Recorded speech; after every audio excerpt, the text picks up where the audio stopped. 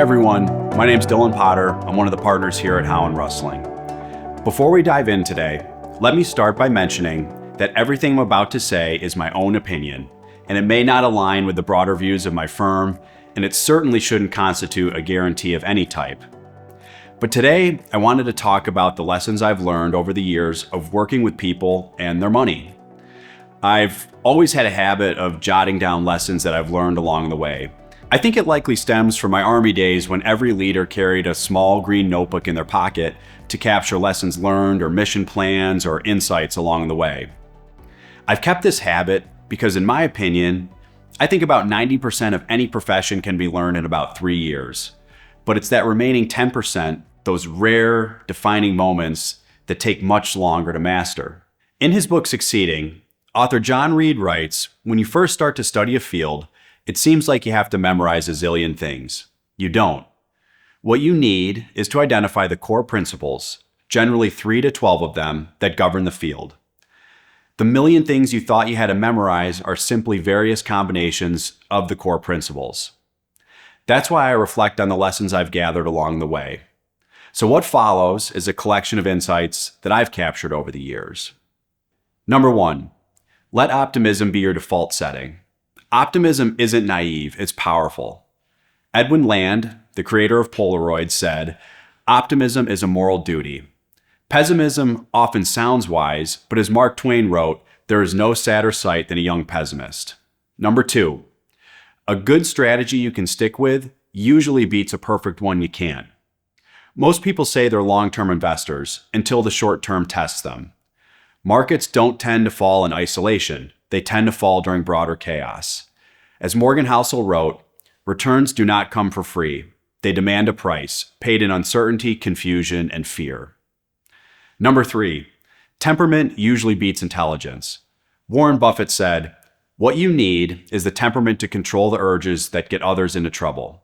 In my opinion, knowing yourself and having emotional discipline is more important than a 230 IQ score.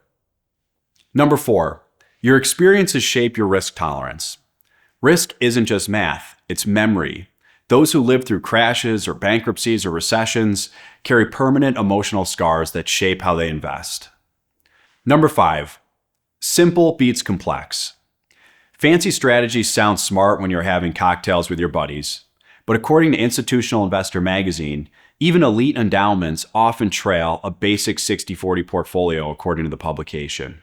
Remember, complexity can be the enemy of consistency. Number 6, fast, good, and cheap. You only get 2. If you want it fast and good, it's not going to be cheap. If you want it good and cheap, it won't be fast. And finally, if you want it fast and cheap, it will not be good. In any spending or life decision, you can't have all 3, so choose the 2 that matter to you most. Number 7, delegation is a strength, not a weakness.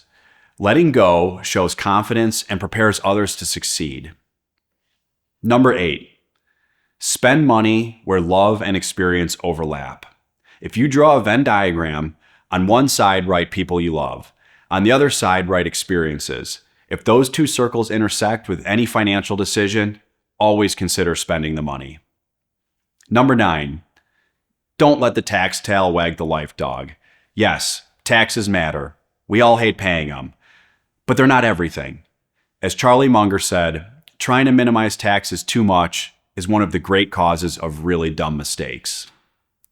Number 10, hindsight is always clear.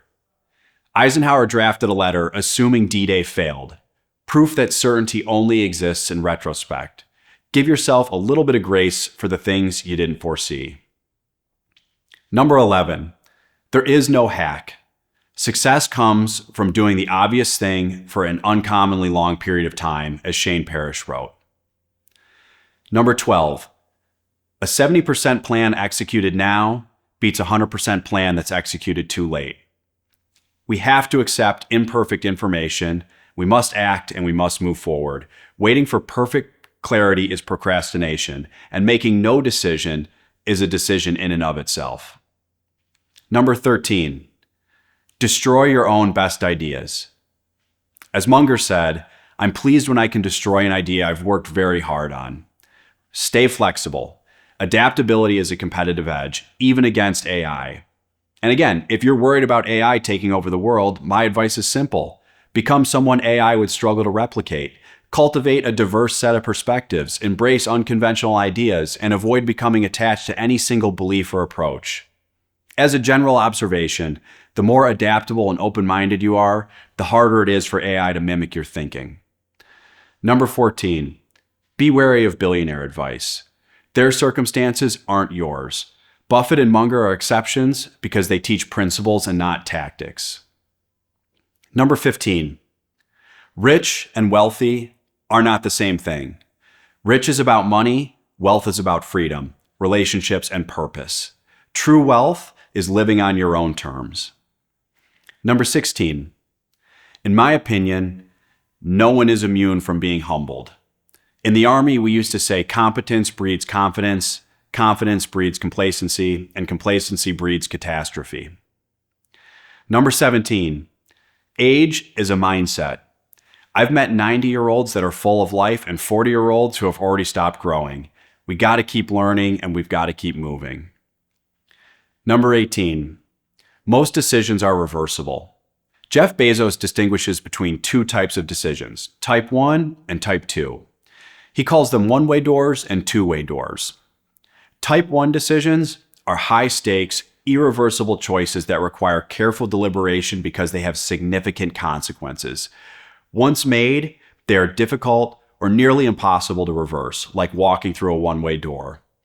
These decisions demand a thorough approach since there's no way back.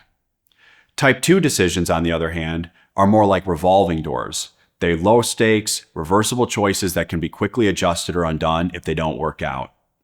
The key is recognizing which kind of decision you're facing. Almost every decision we face in life is a type 2 decision or a two-way door. Don't confuse the two. Number 19, money is personality leverage. It magnifies who you already are, for better or for worse. Finally, number 20, most people just want to know they'll be okay. Regardless of the amount of zeros on the spreadsheet, that tends to be the real goal, peace of mind. The search for financial security isn't really about the zeros in your bank account. It's about the sense of peace those zeros represent. Thanks for joining us on today's Street Smarts and listening on some of the lessons that I've gathered along the way.